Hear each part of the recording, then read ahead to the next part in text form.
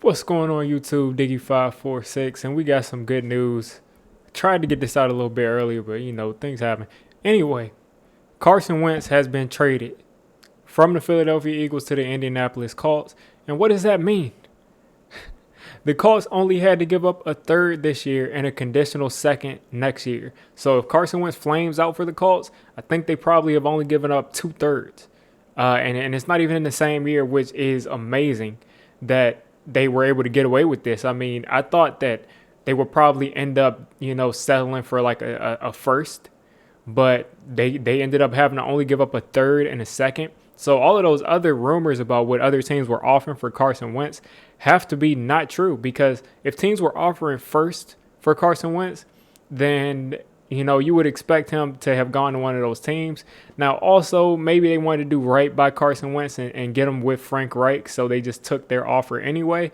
But it just goes to show you how much teams, didn't necessarily believe that Carson Wentz was worth all of that to have to take on that contract, because Deshaun Watson has got a bigger contract, and teams are going to have to give up the farm to get him and the contract. So, big news. I mean, I didn't expect it to happen this soon, but let's take a quick look at what Carson Wentz did with Frank Reich. I wanted to talk about the fact that, he did pretty good with Frank Reich. When you look at his stats from 2017, where he had that big MVP kind of year, he only played 13 games. He ended up with 33-7. 33 touchdowns, 7 interceptions.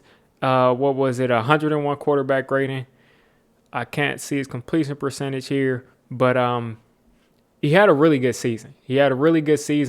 And it just goes to show you how he can perform with Frank Reich as his offensive coordinator. A lot of people gave Doug Peterson that credit, but it seems like since Frank Reich has left, Doug Peterson and Carson Wentz have not been on the same page. Now Doug Peterson is gone, and I thought that the new coach, the new hire that they brought in, was a Carson Wentz hire. But it seems like it's not. It seems like the Eagles are actually starting over, because I think Nick Sirianni was on that staff with Frank Reich. I'm pretty sure. If not, they run similar systems. They're from the same tree. But it just shows you he gets to reunite with the guy who had him. He had his best season in 2017. He had a higher quarterback rating in 2018, but he only played 11 games.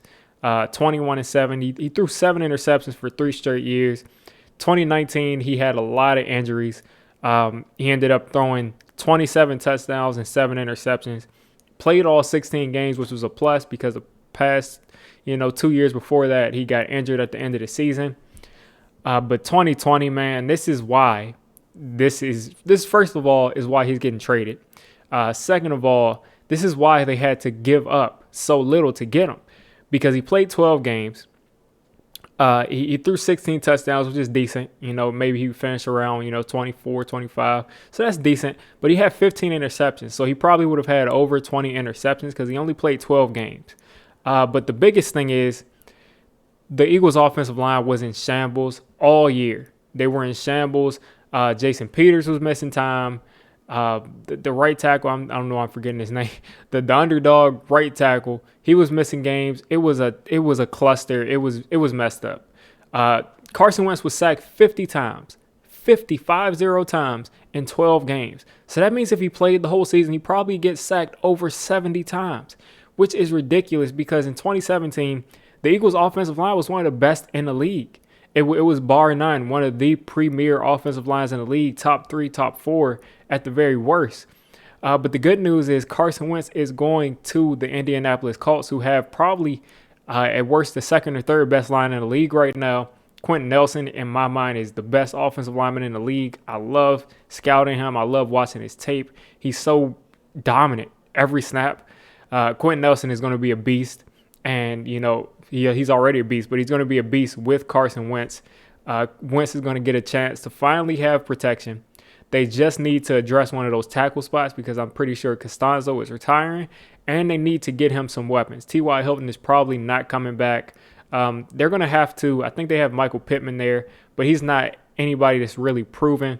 They're going to have to find someone to really be that number one receiver for Carson Wentz. He hasn't really had that number one type receiver, but this is this chance to finally get one. I think that they can go out and maybe sign one in free agency. That's kind of difficult to think about, but I'm pretty sure they're probably not in the best salary cap space right now, because I just got a notification as I'm looking it up on my computer. Give me a second. I just got a notification that said that Carson Wentz is going to have the highest cap hit of all time. So right now, the Colts are going to have to pay Carson Wentz.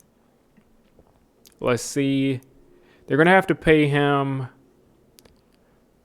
35. They're going to have to pay him $25 million in cap hit this year, $22 million in cap hit next year, and 20.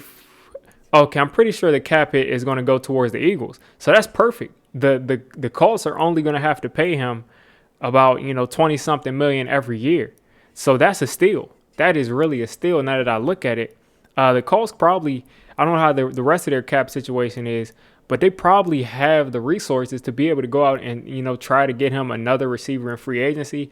And then, of course, double dip in the draft. There's going to be some receivers that are there the first 4 rounds, first 5 rounds, really, that are going to be able to help Carson Wentz be the quarterback that he was in 2017. So, Carson Wentz is off the Eagles, so I have to root for Carson Wentz to be successful. All I can hope is that Carson Wentz and Nelson Agholor end up on the Colts together. And that's probably a top target. Now that I think about it, that's probably going to be a top target for the Indianapolis Colts is Nelson Agholor. He had a lot of chemistry with Carson Wentz in 2017. So if they can reunite and, do something crazy in the AFC next year, that will really make my year, because I will watch Eagles fans be so sick to have to watch them in the playoffs. I would love it. But I think this is a great move by the Colts. I think it's a low-risk move because, I'm looking and they're only paying them $24-25 million every season. So if they want to get out of it, sure, they'd have to take a huge cap hit over the next 4 years.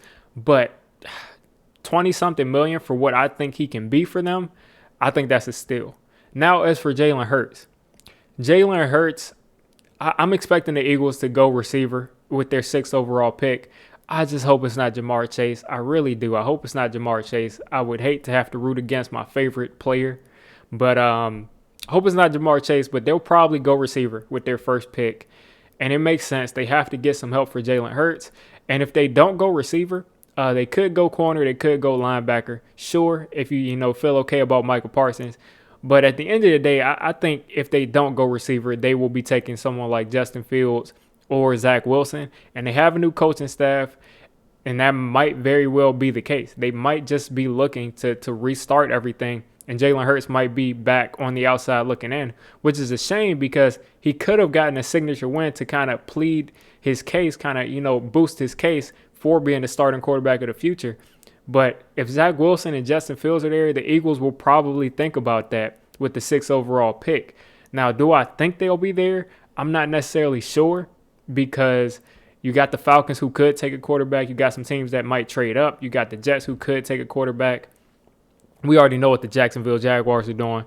But the Eagles, I think, are at this point going either quarterback to restart everything or wide receiver. And I think the best case scenario for the Eagles, what Eagles fans should want to see, is the Eagles going out and signing a wide receiver or going out and drafting a wide receiver, going out and drafting this wide receiver at number 6 to get for Jalen Hurts and just watch him continue to grow, because they look really good. They look really competitive under the leadership of Jalen Hurts as only a rookie. So if they give up on him that quick, it'd be a shame. But don't be surprised if they do bring a new quarterback in here. Now, they don't have much draft capital they got from that trade, which is pitiful at this point. And I'm just happy about it. I'm just happy to know that we will not have to deal with the Eagles having, 2 first-round picks, 2 extra first-round picks over the next 2 years. They need a lot of help. They need to get better on the offensive line. They got to get better on defense. And they're already really in the negative in cap space. So here's to hoping that the Eagles take 5 or 6 years to bounce back. You guys let me know what you think of this trade. Who won the trade? It's very obvious who won it. But guys, let me know what you think.